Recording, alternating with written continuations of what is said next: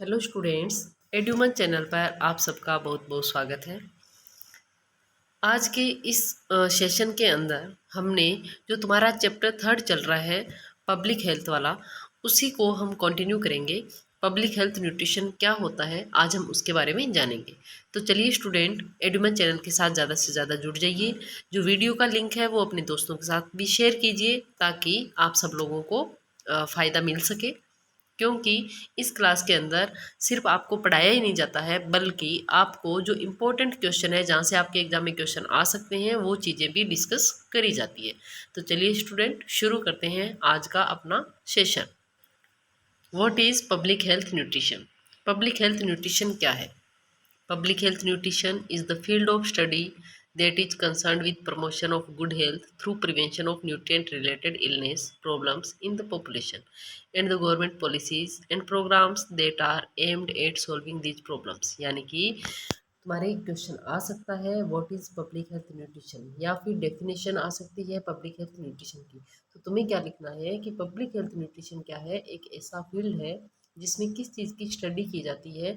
Study that is concern with promotion of good health, यानी कि जो गुड हेल्थ है उसके प्रमोशन पर कंसर्न किया जाता है, उसकी स्टडी की जाती है through prevention of nutrient related illness, यानी कि जो न्यूट्रिएंट से रिलेटेड इलनेस है, जैसे कि विटामिन ए की डेफिशिएंसी से होने वाले disease, iron deficiency disease, vitamin D deficiency disease, यानी कि जितने भी न्यूट्रिएंट्स हैं उनसे रिलेटेड होने वाली जो भी प्रॉब्लम्स है, उन प्रॉब्लम को प्रिवेंट करते हुए गुड हेल्थ को प्रमोट करना। और इसके अलावा जो गवर्नमेंट है उसके द्वारा भी इन प्रॉब्लम को सोल्व करने के लिए जो भी पॉलिसीज़ और प्रोग्राम्स बनाए जाते हैं, इन सब चीज़ों की स्टडी जहाँ की जाती है उसे हम कहते हैं पब्लिक हेल्थ न्यूट्रिशन। तो याद रहेगा क्या होता है पब्लिक हेल्थ न्यूट्रिशन, कि इसके अंदर स्टडी की जाती है किसकी? Promotion of good health through prevention of nutrient related illness, यानी कि न्यूट्रिएंट से रिलेटेड जो इलनेस और प्रॉब्लम्स है उनको प्रिवेंट करते हुए अच्छी हेल्थ को प्रमोट करना।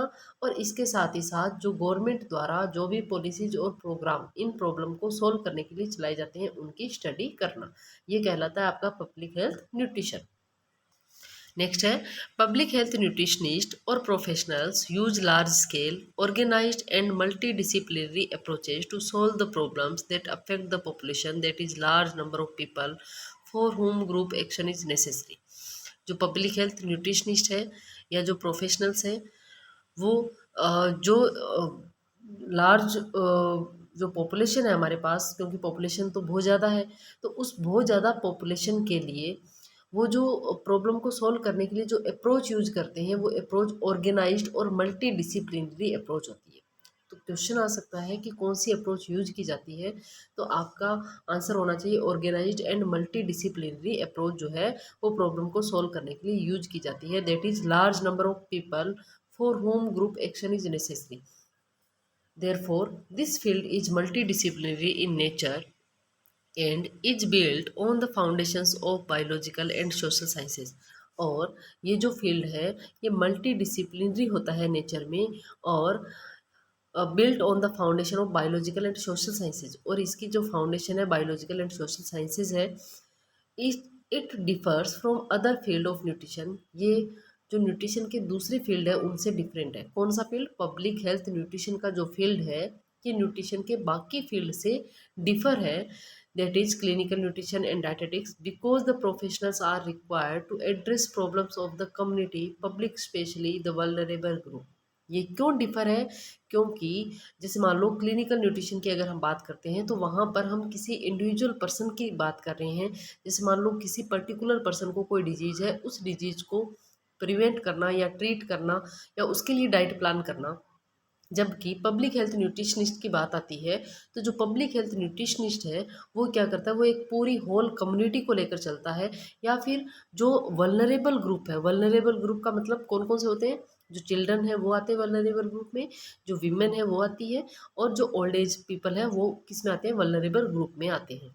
तो जो वल्नरेबल ग्रुप है किसी एक पर्टिकुलर ग्रुप को या किसी पर्टिकुलर कम्युनिटी की जो प्रॉब्लम है उनको एड्रेस करने का काम कौन करता है? उनको एड्रेस करने का काम जो आपके पब्लिक हेल्थ न्यूट्रिशनिस्ट है वो करते हैं। इसीलिए ये जो फील्ड है ये न्यूट्रिशन के बाकी फील्ड से क्या है? डिफरेंट है।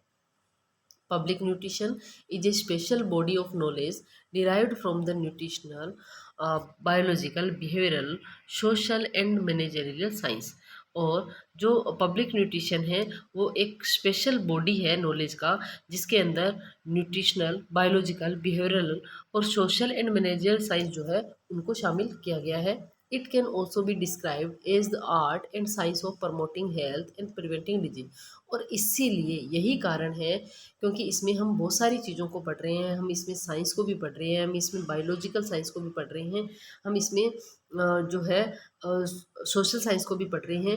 तो हम इसमें बहुत सारी चीज़ों को जब कंसिडर कर रहे हैं तो इसीलिए इसको डिस्क्राइब किया जाता है कि art and science.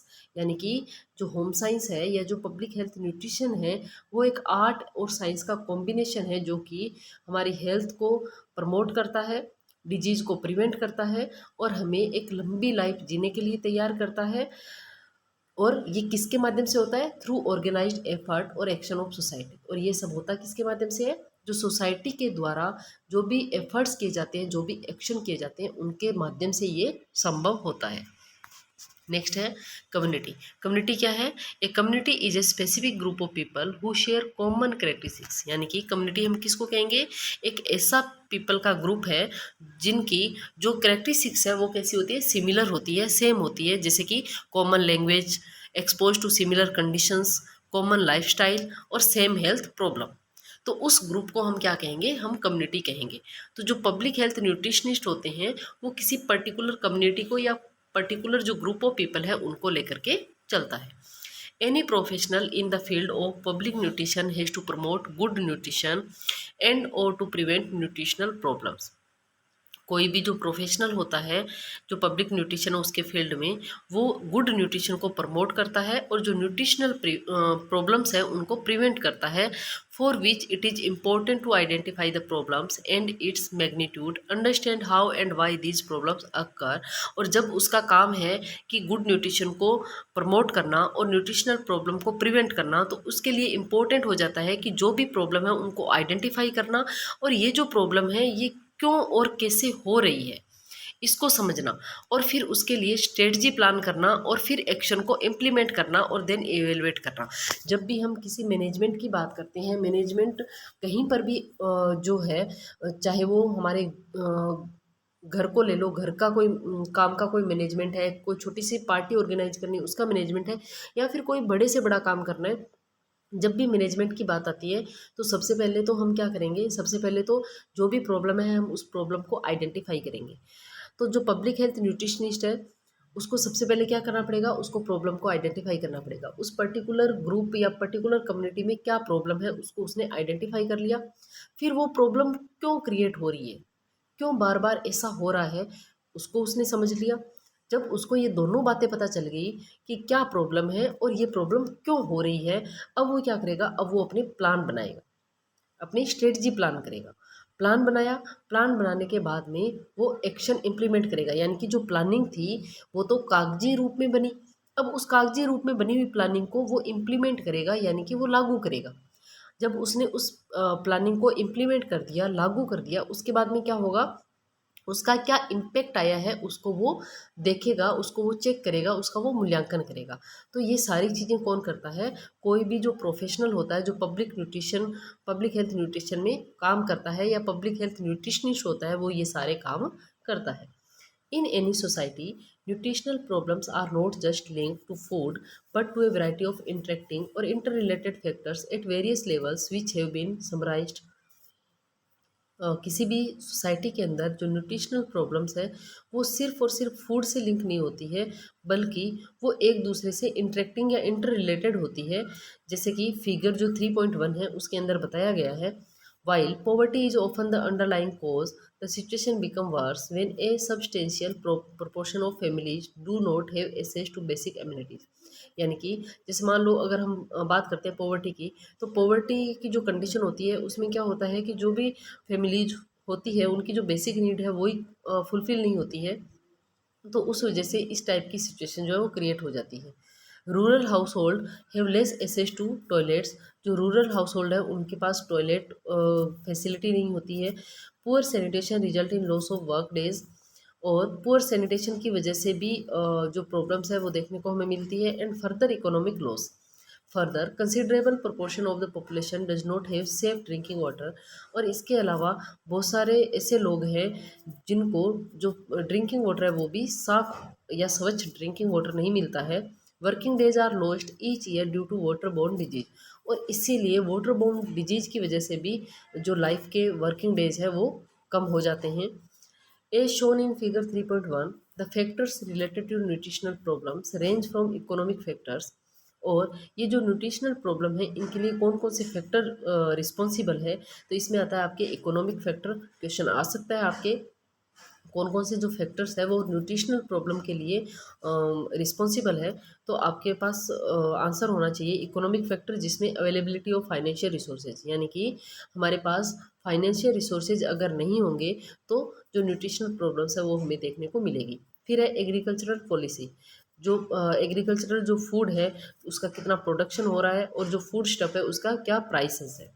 Health care facilities और सर्विसेज, हमारे यहाँ पर जो हेल्थ केयर फैसिलिटीज़ है वो कितनी अवेलेबल है। गवर्नमेंट की पॉलिसीज़ क्या है, गवर्नमेंट की पॉलिसी जो बनती है क्या वो निचले तबके तक के लोगों को मिलती है या नहीं मिलती है।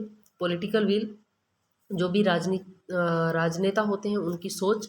और सोशियो कल्चरल फैक्टर्स, तो ये सारे फैक्टर्स जो है ये रिस्पॉन्सिबल है किसके लिए, न्यूट्रिशनल प्रॉब्लम्स के लिए। तो ये आपके इंपॉर्टेंट है, इसको इंपॉर्टेंट मार्क कर लेना। नेक्स्ट है न्यूट्रिशनल प्रॉब्लम्स इन इंडिया। अगर हम बात करें हमारे भारत देश के अंदर न्यूट्रिशनल प्रॉब्लम्स कौन कौन सी है, ये क्वेश्चन आपके एग्ज़ाम में मतलब 99% ये क्वेश्चन आपके एग्ज़ाम में पूछा ही जाता है कि हमारे भारत देश की न्यूट्रिशनल प्रॉब्लम्स कौन कौन सी है। तो आपको कौन कौन सी प्रॉब्लम्स हैं उनके बारे में जानकारी होनी चाहिए, और इसके साथ ही साथ उनका आपको थोड़ा डिटेल डिस्क्रिप्शन भी पता होना चाहिए, क्योंकि ये जो बड़े क्वेश्चन आते हैं आपके, लॉन्ग क्वेश्चन आते हैं, उसमें ये क्वेश्चन जो है वो जनरली पूछा जाता है। प्रोटीन एनर्जी मालन्यूट्रिशन, सबसे पहली और मेजर प्रॉब्लम क्या है, प्रोटीन एनर्जी मालन्यूट्रिशन, यानी कि प्रोटीन की भी कमी और एनर्जी की भी कमी, कमी भी हो सकती है अधिकता भी हो सकती है। दोनों ही कंडीशन मालन्यूट्रिशन के अंदर आती है। हमने कल की क्लास में डिस्कस किया था कि मालन्यूट्रिशन के अंदर क्या है कि किसी भी न्यूट्रिएंट की कमी और अधिकता, दोनों ही चीज़ों को हम किस में कंसिडर करते हैं, मालन्यूट्रिशन के अंदर कंसिडर करते हैं। Can found in every society even in developed and industrialised countries, although the numbers are fewer in the latter as compared to developing countries. It is caused by inadequate food intake, vice versa the requirement that is insufficient intake of the macronutrient energy and protein. यानी कि जो protein energy malnutrition की जो problem है वो developed countries में भी देखने को मिल सकती है, हमें इंडस्ट्रियलाइज्ड कंट्रीज़ में भी देखने को मिल सकती है, और जो डेवलपिंग कंट्रीज़ है उनमें ये जो प्रॉब्लम है ये ज़्यादा होती है as compare to developed countries. और इसका कारण क्या है कि जो हमारे मैक्रोन्यूट्रिएंट है वो हमें सफिशिएंट अमाउंट में मिलते नहीं हैं। मैक्रोन्यूट्रिएंट हमने कल भी बात करी थी, न्यूट्रिएंट जो होते हैं वो दो भागों में विभाजित है, मैक्रो एंड माइक्रो। मैक्रोन्यूट्रिएंट जिनकी रिक्वायरमेंट हमारी बॉडी को ज़्यादा होती है, तो उसमें आपके एनर्जी आता है, प्रोटीन आता है, फैट आता है, फाइबर आता है, वाटर आता है। तो यहाँ पर हम बात कर रहे हैं कि जो हमारे मैक्रोन्यूट्रिएंट है एनर्जी और प्रोटीन, वो हमें जितनी रिक्वायरमेंट हमारी है उतनी अमाउंट में हमें मिलते नहीं हैं। जब वो लंबे टाइम तक हमें वो जो मैक्रोन्यूट्रिएंट है वो नहीं मिलेंगे तो क्या होगा कि उनसे रिलेटेड जो सिम्टम्स है वो हमें हमारे अंदर दिखाई देने लग जाएंगे। Children are at greatest risk, although PEM can occur in adult, especially the elderly, as well as in some disease that is TB, AIDS, etc. जो चिल्ड्रन होते हैं उनमें जो पीएम है इसका रिस्क ज़्यादा होता है, और जो एडल्ट होते हैं उनमें भी जो है देखा जाता है पीएम का मतलब प्रोटीन एनर्जी मालन्यूट्रिशन की प्रॉब्लम जो है वो एडल्ट लोगों में भी देखी जाती है। और इसके साथ ही साथ जैसे टीबी है, एड्स है, जिन लोगों को टीबी और एड्स जैसी प्रॉब्लम होती है वो लोग भी मालन्यूट्रिशन, पीएम मालन्यूट्रिशन के शिकार होते हैं। आपने देखा होगा जिनको टीबी या एड्स होता है वो बहुत दुबले पतले से लोग होते हैं। It is assessed by evaluating the anthropometric measurement.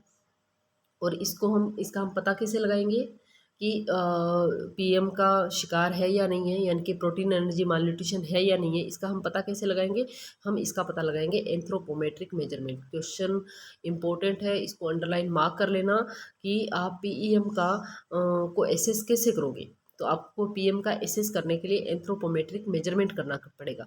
अब बात आती है, आप पूछोगे मैम ये एंथ्रोपोमेट्रिक मेजरमेंट क्या होता है? तो एंथ्रोपोमेट्रिक मेजरमेंट क्या होता है कि किसी भी पर्टिकुलर पर्सन की एज के अकॉर्डिंग हाइट कितनी है, उसका वेट कितना है, उसका हेड चेस्ट सर्कमफेरेंस कितना है, उसका मिड अपर आर्म सर्कमफेरेंस कितना है, यानी कि ये सारे जो माप है उनको हम देखते हैं। और उसकी एज के अकॉर्डिंग अगर हाइट सही है, वेट सही है, इट मीन्स वो नॉर्मल पर्सन है। अगर उसकी हाइट कम है, वेट कम है या ज़्यादा है तो वो पीएम का शिकार है। सॉरी। अब यहाँ पर जो आपका फिगर 3.1 था, यहाँ पर आप देख लीजिए factors related to undernutrition. तो यहाँ पर हम देखते हैं कि सबसे पहले है, देखो बेसिक कोज कौन कौन से कारण हैं। Quantity and quality of actual resources, यानी कि जो एक्चुअल रिसोर्सेज है उनकी क्वांटिटी और क्वालिटी दोनों ही, that is human resources, financial and organisational, existence of services and the way they are operated and controlled. फिर सेकंड कारण है political, cultural, religious, economic and social system. This includes status of women, allocation of funds for programmes to solve the problems, environmental degradation and biodiversity. और third इसका cause है potential resources, environment, technology and people. उसके बाद में आता है आपके underlying causes eight house hold और फैमिली लेवल। फैमिली लेवल के क्या क्या कारण हो सकते हैं आपके? इनसफिशिएंट एसेस टू फूड, यानी कि फूड जो है वो सफिशिएंट अमाउंट में नहीं मिल रहा है। Poor maternal and child care practices है। पुअर वाटर और सैनिटेशन और हाइजीन है। Inadequate health service and insufficient access to health service है। Inadequate and inappropriate knowledge and discrimination against women, elderly and girl child. Girl child के साथ और women के साथ जो डिस्क्रिमिनेशन होता है उस वजह से भी जो कुपोषण है वो देखने को मिलता है। Low level of education. फिर नेक्स्ट है immediate cause at individual level. और इमीडिएट कारण क्या हो सकते हैं? इनएडिकेट और फॉल्टी डाइटरी इंटेक। अगर हम जो हमारा डाइटरी इंटेक है वो फॉल्टी है, हम प्रॉपर अमाउंट में नहीं ले रहे हैं, और कोई डिजीज या किसी इन्फेक्शन के कारण भी माल न्यूट्रिशन हो सकता है। और आउटकम क्या आएगा? यानी कि ये सारे कारण हैं, इन सभी कारणों का जो आउटकम है वो क्या आएगा? माल न्यूट्रिशन, डिसेबिलिटी एंड डेथ। ठीक है, तो ये आपका जो फिगर है इसको आप अच्छे से देख लेना। इसको आप अगर एग्जाम में क्वेश्चन आता है तो इसको आप इस तरह से एक्सप्लेन करोगे तो काफ़ी अच्छा इफेक्ट जो है वो देखने को मिलेगा। नेक्स्ट है a person is said to be underweight when his or her body weight is less than adequate for his or her as. यानी कि अंडरवेट पर्सन हम किसको कहेंगे? अंडरवेट पर्सन हम उस इंसान को कहेंगे जिसकी एज के अकॉर्डिंग उसका बॉडी का वेट कम है, उसको हम क्या कहेंगे? अंडरवेट कहेंगे। स्टंटिंग क्वेश्चन आ सकता है। स्टंटिंग क्या है? Stunting short stature is said to be present when the height is less than adequate for age. यानी कि मान लो कोई एक बच्चा है, 5 साल का बच्चा है, दो बच्चे हैं 5 साल के, एक की हाइट एवरेज है और एक की हाइट एवरेज से कम है। तो वो जो एवरेज से कम हाइट वाला बच्चा है, यानी कि उसकी हाइट नहीं बढ़ रही है, तो वो बच्चा क्या कहलाएगा? स्टंटिंग कहलाएगा, क्योंकि उसकी जो हाइट है वो एडिक्वेट एज के अकॉर्डिंग एडिक्वेट नहीं है। When weight is not adequate relative to height, it is termed wasting। और अगर हाइट के अकॉर्डिंग वेट नहीं है, जैसे मान लो एक बच्चा है जिसकी हाइट तो उसके एज के अकॉर्डिंग सही है लेकिन उसका वेट सही नहीं है, वेट उसका कम है, दुबला पतला है, तो उसको हम क्या कहेंगे? वास्टिंग कहेंगे। ये जो टर्म्स है ये बहुत इंपॉर्टेंट है, छोटे क्वेश्चन में आपके आ सकती है, इसको अंडरलाइन कर लेना, इसको इम्पोर्टेंट मार्क कर लेना। मैं बार बार बता रही हूँ, अंडरवेट क्या होता है? एज के अकॉर्डिंग वेट कम होना। स्टंटिंग क्या होता है? एज के अकॉर्डिंग हाइट कम होना। वास्टिंग क्या होता है? हाइट के अकॉर्डिंग वेट कम होना। नेक्स्ट है severe under nutrition due to deficiency of food and energy is termed as marasmus and that caused by protein deficiency is termed kwashiorkor. यानी कि जो सीवियर अंडर न्यूट्रिशन की कंडीशन होती है उसमें जब एनर्जी की कमी होती है तो उससे होने वाली प्रॉब्लम क्या है? मेरास्मस है। और क्वाशरकर किसकी वजह से होता है? प्रोटीन की कमी से होता है। ये जो क्वाशरकर होता है यानी कि जिस बच्चे में लंबे टाइम तक वो प्रोटीन इंटेक कम ले रहा है तो उसमें क्वाशरकर के लक्षण दिखाई देने लग जाएंगे। और जो मेरास्मस है उसमें क्या होता है कि जो बच्चा है वो बहुत दुबला पतला होता है क्योंकि वो कैलोरी की मात्रा कम ले रहा है। जैसे मान लो कि अगर अपन खाना खा रहे हैं और उस खाने में हम जो कैलोरी है वो हमारी जितनी रिक्वायरमेंट है उससे कम ले रहे हैं, हम लगातार कुछ महीनों तक अगर हम कैलोरी कम लेते रहेंगे तो हमारा जो वेट है वो धीरे धीरे कम होता जाएगा, यानी कि हम दुबले पतले हो जाएंगे। तो ऐसी कंडीशन जब बच्चे की होती है तो उसको हम क्या कहेंगे, मेरास्मस कहेंगे।